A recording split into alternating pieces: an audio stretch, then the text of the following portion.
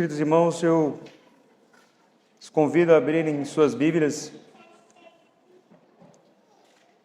em 1 João, capítulo 4, versículo 4. Hoje será uma pregação temática. Não estudaremos, não ouviremos cada detalhe deste versículo, mas sim vários. E começaremos com este, 1 João, capítulo 4, versículo 4, para darmos início a esta pregação.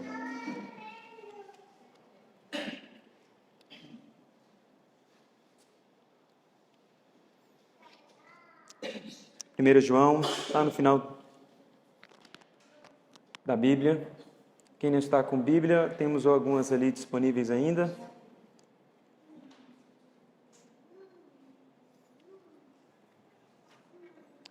Todos encontraram? Diz assim, capítulo 4, versículo 4.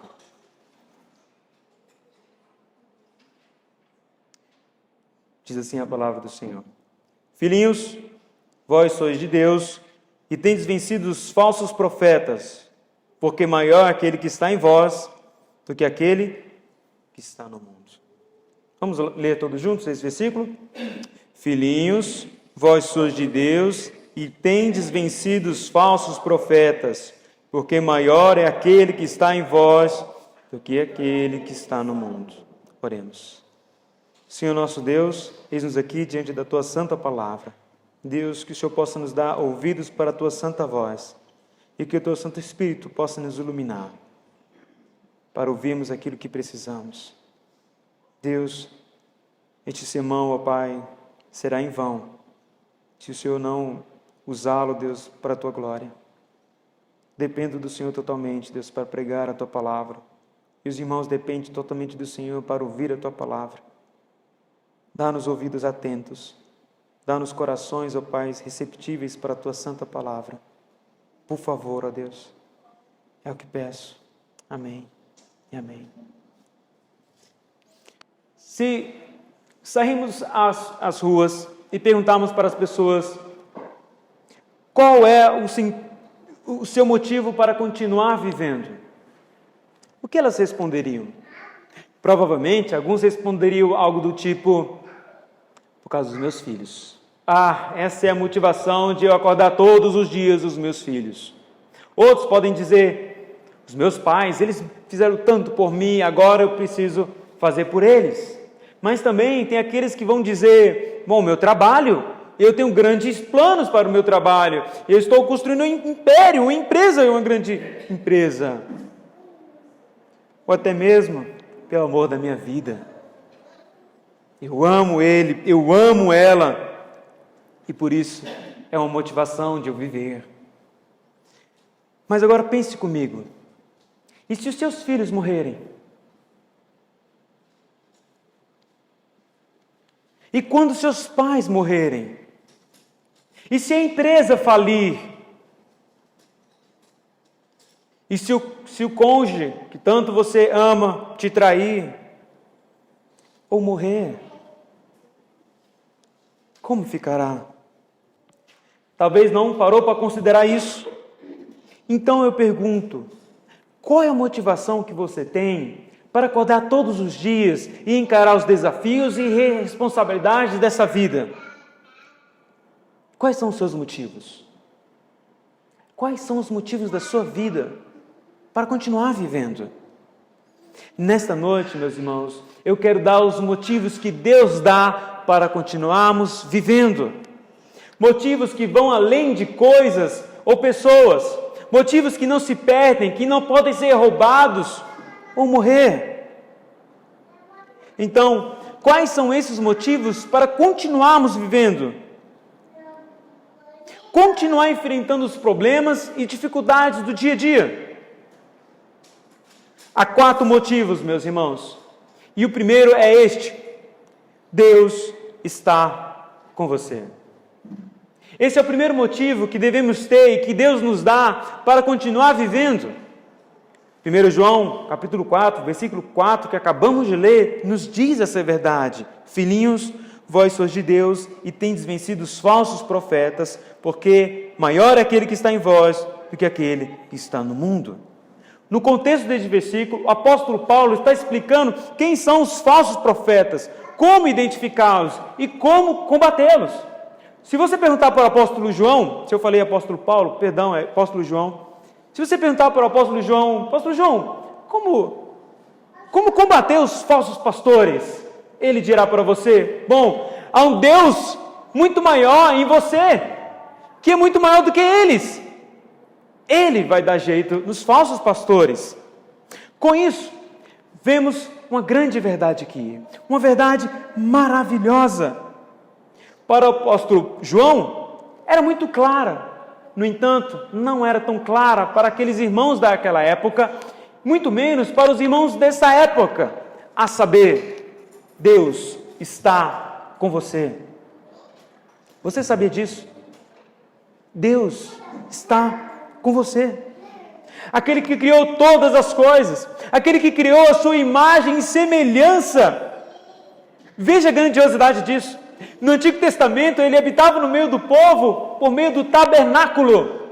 Passou alguns anos, ele fazia esse presente no templo. No Novo Testamento, por causa de Cristo Jesus, ele habita, sabe aonde? No seu coração. O Deus Todo-Poderoso habita no seu coração. Escute o que o apóstolo Paulo escreveu agora, o apóstolo Paulo. Vocês não entendem que são templo de Deus e que o Espírito de Deus habita em vocês? 1 Coríntios 3,16. Isso é incrível. O Eterno, o Criador, o Todo-Poderoso habita em você por causa de Cristo, por meio do Espírito Santo. Mas antes que alguém se engane, isso não significa que você é a igreja, como alguns gostam de pensar. Igreja é a comunidade dos fiéis. Igreja é sinônimo de coletismo. Plural. É a reunião dos fiéis. Isso é igreja. Meus irmãos, não há na Bíblia nenhuma referência a cristãos relacionados à igreja. Tipo, o cristão é a igreja. Não tem nada disso. Paulo usa o termo templo, porque ele está pensando no quê? No Antigo Testamento.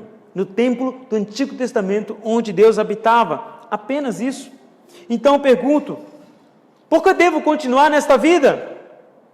Porque mesmo pequeno, o grande está comigo. Mesmo falho, o perfeito está comigo.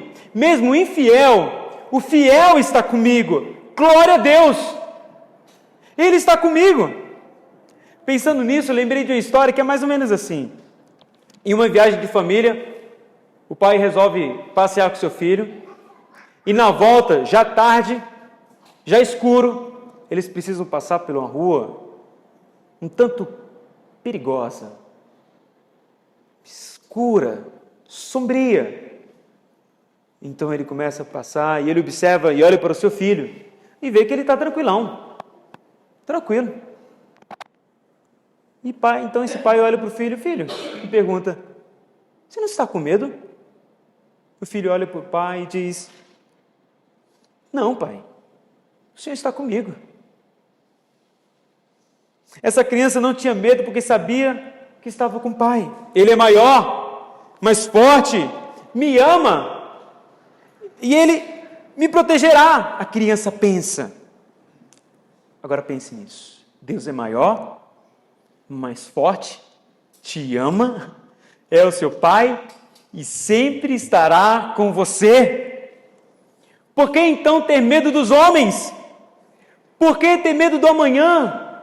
Por que ter medo das responsabilidades? Deus não está ao seu lado. Deus está com você, dentro de você. Cristão, você não está mais sozinho. Meu irmão, você não está sozinho. Mesmo no quarto escuro, mesmo quando todos estiverem longe de você, Ele está com você. O salmista entendeu muito bem isso e disse: onde fugirei da tua face? Se subo aos céus, lá estás. Se faço minha cama no mais profundo abismo, lá estás também. Se tomo as asas da alvorada e me detenho nos confins dos mares, ainda ali a tua mão me guiará e tua força me sustentará. Salmo 139. Por que devo continuar a viver então? O primeiro motivo é porque Deus está com você. Deus está com você. E para sempre. Mas qual é a prova de que Ele está comigo? Porque todo mundo, se você perguntar, vai dizer assim: Deus está comigo. Não é? Todo mundo diz isso. Mas qual é a prova que Ele está comigo? É exatamente o segundo motivo para continuarmos vivendo. E que se encontra em Filipenses capítulo 1, versículo 6. Filipenses, então, vamos abrir. Porque aqui está o segundo grande motivo para continuarmos vivendo. Filipenses, capítulo 1, versículo 6. Uma verdade que o apóstolo Paulo leva para essa igreja querida em Filipos. Filipenses, capítulo 1, versículo 6. Diz assim o apóstolo: estou plenamente certo de que aquele que começou boa obra em vós há de completá-la até ao dia de Cristo Jesus. Paulo, quando escreveu isso, ele escreveu, meus queridos, num contexto de muita alegria. Se você observar o versículo 3, perceberá isso. Esses irmãos se entregaram à obra de Cristo. Eles estão fazendo parte do avanço do reino de Deus. E Paulo sabe muito bem disso. Paulo vê bem isso. Por isso diz: olha, o Deus que chamou vocês, o Deus que está usando vocês, continuará trabalhando na vida de vocês. Ele continuará fazendo isso até Cristo voltar. Então, se você é filho de Deus, se você é filha de Deus, creia, Ele está fazendo uma obra em sua vida por meio de Cristo. Ele está trabalhando no seu coração. E com isso vemos duas grandes verdades aqui, meus queridos: perseverança e santidade. Esse texto nos diz sobre perseverança e santidade. Os presbiterianos sempre entenderam que os eleitos não perdem a salvação. Por quê? Porque Deus dará a graça para eles perseverarem até o fim. Até o fim.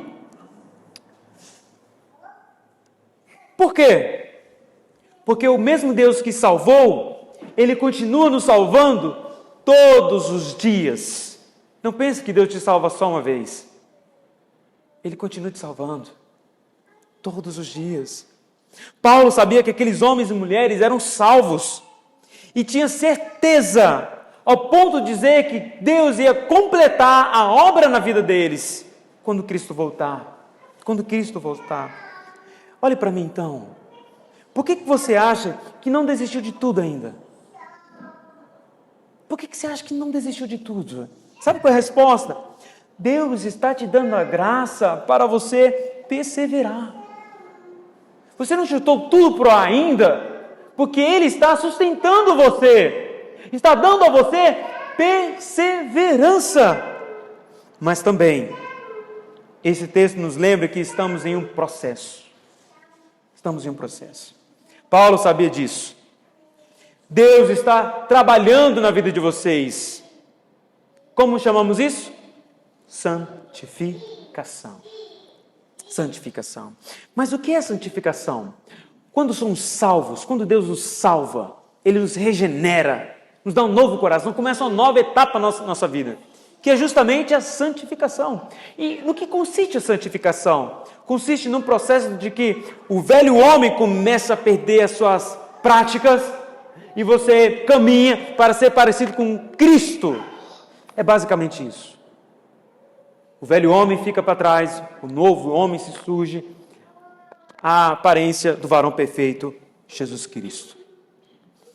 Então, meus queridos, quanto mais perseverarmos na palavra de Deus, no que Deus quer em nós, Ele estará nos santificando, nos fazendo cada vez mais parecidos com Jesus Cristo.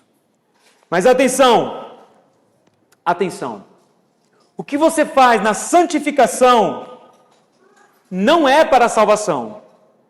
Ok? Guarde isso. O que você faz na santificação não é para a salvação. É porque você foi salvo. Então você batalha em santificação. Por exemplo, você começa a ler a Bíblia, você começa a meditar nela, você começa a viver ela, você começa a submeter ao batismo, à ceia do Senhor e a todas as responsabilidades do cristão. Isso é porque você foi salvo, é que você faz isso, não o contrário. Então pergunto novamente, por que devo continuar vivendo? Porque sei que Deus me dará graça para perseverar e que Ele está me santificando. Está me santificando. Este ano, meus queridos, não será diferente. Ele continuará o trabalho que Ele começou na sua vida. Isso significa que Deus se preocupa com você. Isso significa que o Deus que recebeu como você está, não deixará como Ele te recebeu. Ele está trabalhando em você. Para quem anda nas BRs, já se deparou com aquelas obras nas pistas. E geralmente encontramos placas do tipo, homens à frente, em obra, não é mesmo? Olhe para mim, há uma placa escrita bem aqui em cima de mim, em obra. Olhe para o seu irmão ao seu lado, há uma placa também em cima dele, escrito, em obra. Em obra. Enquanto você estiver vivo, Deus trabalhará no seu coração. Não importa a sua idade, Deus continuará trabalhando, fazendo um coração mais parecido com Cristo. E todos os dias que você acordar é um novo dia de trabalho. É uma nova oportunidade para Deus trabalhar em seu coração. Olha a vida do apóstolo Pedro, o grande líder em Atos dos Apóstolos. Mas ele sempre foi assim? Não. Ele viu os milagres, ele andou sobre a água e afundou depois. Ele viu grandes feitos do Senhor, grandes testemunhos, grandes falas, mas foi aquele mesmo que não confiou no Senhor. Foi aquele mesmo que negou o Senhor. Olhe para Abraão, olhe para Moisés e tantos homens e vemos justamente isso, Deus trabalhando na vida de cada um deles.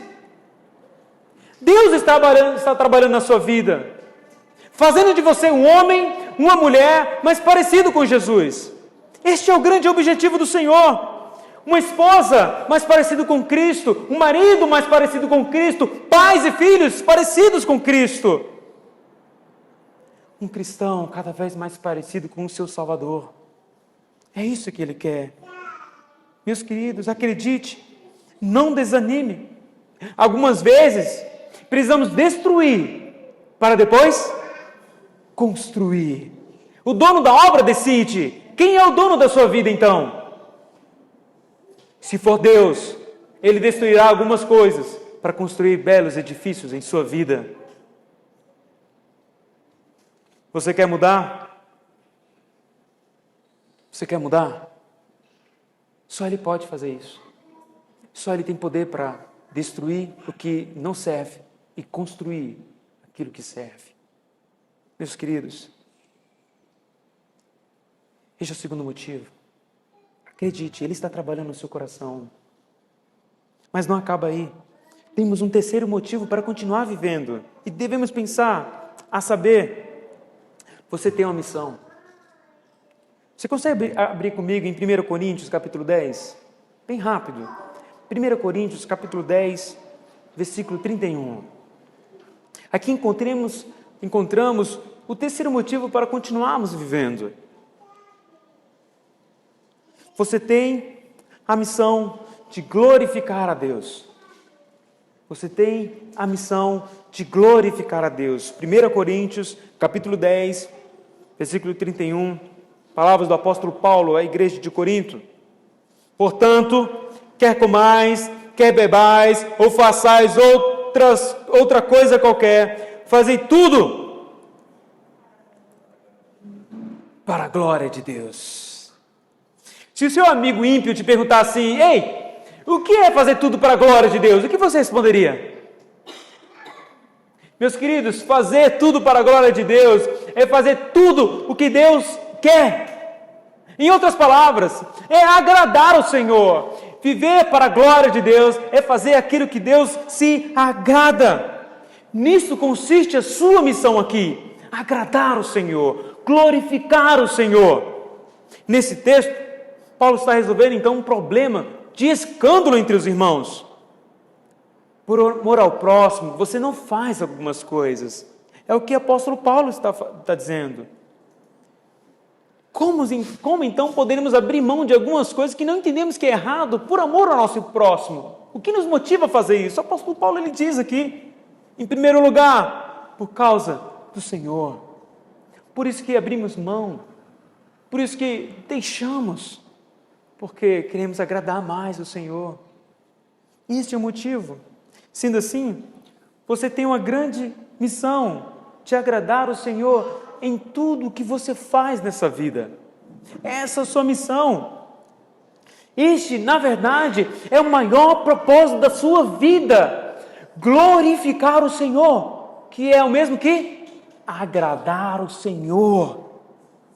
Foi para isso que Ele te fez. Foi para isso. Para Ele mesmo. Não pense que Ele te fez para você viver a vida que você quer. Então, você tem a missão de agradar o Senhor no seu casamento, do seu jeito? Não. Você tem a missão de agradar o Senhor, de glorificar o Senhor no seu trabalho, na sua vizinhança, na criação dos seus filhos, nas finanças, nos seus planos do futuro e como você deve lidar com o pecado também. Qual é a forma que agrada o Senhor para lidar com essa situação, com essa área da minha vida? Creia, Deus tem uma direção para a sua vida, em cada área dela, que Deus se agrada. É só você olhar para as Escrituras, e que você verá como Deus se agrada, como Ele quer que eu trabalhe, e que agrade Ele. Você saberá, porque Ele diz. Escute o que o apóstolo Pedro disse sobre isso. Se alguém fale como quem comunica as palavras de Deus. Se alguém serve, sirva segundo a força que Deus concede, para que em tudo Deus seja glorificado por meio de Jesus Cristo, a quem pertence a glória e o domínio para todo sempre. Amém? 1 Pedro 4:11. Existe uma missão para você. E ela vem de quem? Deus. Já assistiu 007? 007? Você assistiu? Todo filme, uma grande missão. Algumas eram até quase impossíveis, não é? Quem já assistiu sabe bem. Mas no final, o que acontecia? Ele sempre conseguia cumprir a missão. Meus irmãos, ser uma esposa submissa não é uma missão fácil na sociedade que vivemos. Ser um marido que lidera a família espiritualmente não é fácil nos dias de hoje. Lidar com as tentações sexuais nunca será fácil. Mas se Deus te chamou para glorificá-lo, mas se Deus te chamou para uma missão, creia, Ele te dará os meios para você cumprir a missão que Ele te deu. Ele garante isso, meus queridos. Pais, cônjuges, filhos, solteiros, Deus te dará a graça para cumprir a missão que Ele te dá. Ele não é um Deus que te dá uma missão e diz, se vira. Não, jamais. Ele nos dá a graça para cumpri-la. James Bond sempre sofria nas missões dele. Não se machucava? Muito, né? Saía muitas vezes arrebentado. Mas ele sempre conseguia cumprir. Glorifique a Deus. Glorifique a Deus. Custe o que custar. Custe o que custar. Essa é a sua missão, meu irmão. Essa é a sua missão. E por fim, não menos importante, deixe o último motivo para você continuar a viver amanhã, depois de amanhã e por todo este ano. que é: Deus está no controle. Deus está no controle. Lamentações, capítulo 2, versículo 17, diz assim: Fez o Senhor o que intentou, cumpriu a ameaça que pronunciou desde os dias da antiguidade. Derrubou e não se apiedou, fez o que o inimigo se alegrasse por tua causa e exaltou o poder dos teus adversários. Deus está no controle das tragédias da sua vida? Jeremias diria que sim. Só no capítulo 2, há 45 ocorrências sobre Deus. Tudo o que aconteceu de ruim para o povo de Deus vinha das mãos do Senhor. É isso que Jeremias registra. Se você olhar o início do versículo 17, a palavra intentou pode ser traduzida também por planejou. Planejou. Sim, meus irmãos, estava tudo no plano de Deus. O exílio, a destruição do templo, morte, tudo fazia parte do plano do Senhor. Nada aconteceu fora da vontade dele. E Jeremias lamenta por tudo isso, mas era consciente que o povo merecia o juízo do Senhor. Ele não estava lamentando porque Deus estava fazendo isso. Ele estava lamentando porque o povo estava passando por isso por causa dos seus pecados. Com isso, vemos uma grande verdade para os nossos corações. Deus é soberano. Deus é soberano. Tudo está no seu controle. O salmista, no Salmo 147, versículo 4, diz que ele sabe o nome de todas as estrelas que ele criou. Você faz ideia de quantas estrelas existem? Chuta. Pense em um número. Pode ir alto. Pense em um número alto. São aproximadamente 70 sextilhões. Você sabe o que é isso? Sextilhões. Você coloca um 7 e depois do 7 você coloca 22 zeros. 22 zeros. Isso equivale a 10 vezes mais a todos os grãos de areia das praias e dos desertos. Consegue imaginar isso? Ele sabe o nome de cada estrela. Mateus capítulo 6, Jesus diz que cuida de todos os animais. Não deixa faltar o alimento do dia a dia. Você faz ideia de quantas espécies existem? Estima-se que pode chegar a 50 milhões. 50 milhões. Às vezes esquecemos de alimentar o nosso animal de estimação e temos só um. Imagine 50 milhões sendo alimentados e sustentados pelo Senhor. Você está percebendo que somente um Deus soberano, que tem todo o controle de todas as coisas, pode cuidar de tudo isso? Tudo isso. Agora pense, com tudo que você acabou de ouvir sobre Ele, sobre a sua soberania, sobre o seu poder, você acha mesmo que Ele não sabe cuidar de você?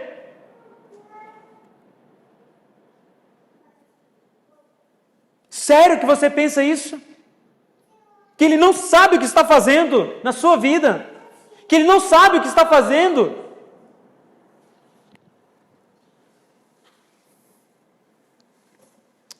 Você já ouviu falar do deísmo?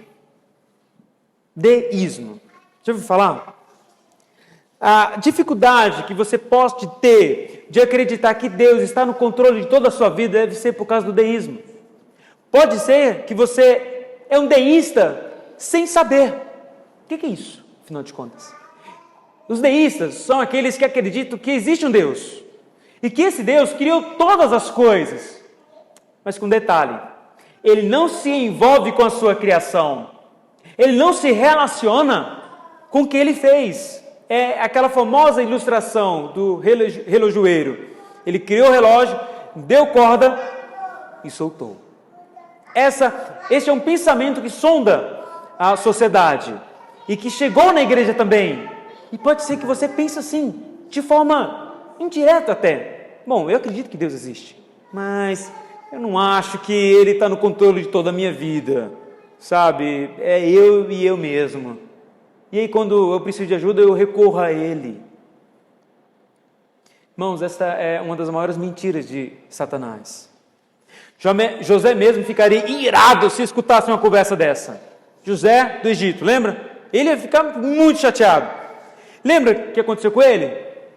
Traído pelos irmãos, vendido, levado para uma terra que não era sua, trabalhou num lugar que ele não queria, foi acusado de algo que ele não fez, foi julgado injustamente, ficou solitário, foi esquecido por aquele que ele pediu para lembrar dele,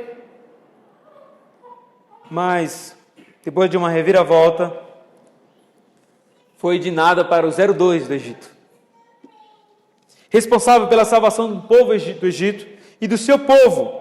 E sabe o que ele disse para os seus irmãos? Escute. Gênesis 50, 20. Vocês pretendiam me fazer o mal, mas Deus planejou tudo para o bem. Colocou-me neste cargo. Quem colocou? Ele. Colocou-me neste cargo para que eu pudesse salvar a vida de muitos. No capítulo 45, versículo 5, ele diz que foi Deus que o enviou para o Egito. E foi Deus que o colocou como conselheiro de Faraó. Irmãos, José entendeu que Deus estava no controle de tudo que aconteceu na sua vida. Ele não murmurou, ele não reclamou em nenhum momento. Estava no controle de Deus ser traído, abandonado, injustiçado. Fazia parte do plano de Deus. Eu não sei o que você passará neste ano. Também não sei o que será para mim. Mas sabe a certeza que eu tenho? Que Deus estará no controle. Deus estará no controle de tudo que irá acontecer neste ano. Você acredita nisso? Você acredita que existe um Deus tão poderoso assim? Este é o Deus que servimos. Este é o Deus que adoramos domingo após domingo. Um Deus que é soberano, que tem o controle de todas as coisas, até mesmo das coisas injustas que acontecem na minha vida. Até das coisas ruins que acontecem na minha vida. Porque Ele tem poder para tudo isso. Este foi o último motivo para você continuar se esforçando. Cônjuge, este é mais um motivo para você continuar se esforçando no seu casamento. Pais, este é mais um motivo para você continuar perseverando na criação dos seus filhos para o Senhor.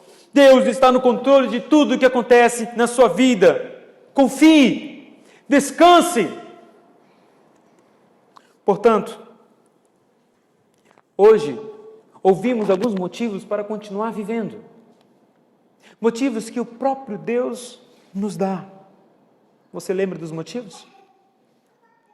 Deus está comigo. Deus está trabalhando em mim. Me deu a nova missão de glorificá-lo e de que Ele está no controle da minha vida. Agora, para terminar, eu preciso perguntar para você. Deus está com você? Veja, não estou perguntando se você está com Deus. Eu estou perguntando, Deus está com você? Por favor, pense nisso. Deus está trabalhando na sua vida. Você tem cumprido a missão de glorificar o Senhor em todas as áreas da sua vida. Você entende que Deus está no controle da sua vida ou é você que está no controle da sua vida? Por favor, responda a isso. E se a resposta for negativa, convido você neste momento a olhar para Cristo. Olhe para Cristo agora. Ele pode te ajudar. Porque é Ele quem faz Deus habitar em você. É Ele quem faz.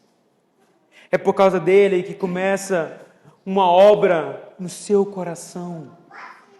É por causa dele que você consegue glorificar o Senhor em todas as áreas da sua vida, por causa de Cristo.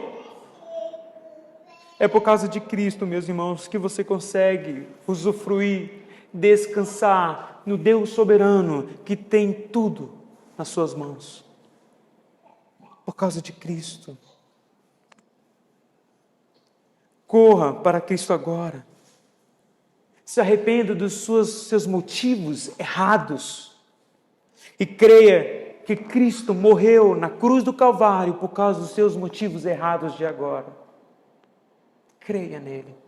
Se arrependa dos seus pecados. Então, a pergunta, por que devo continuar vivendo?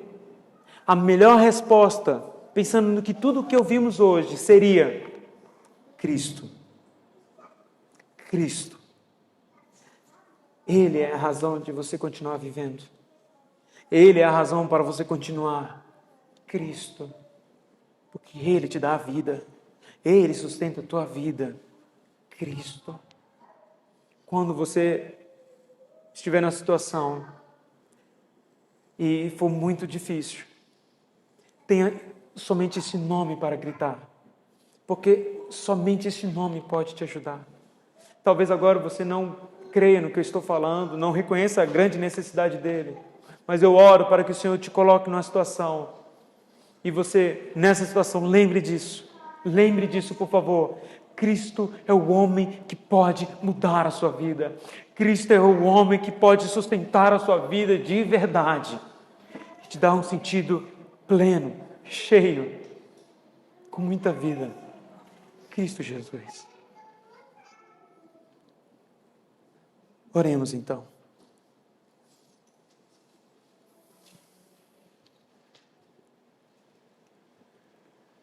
Ó Deus,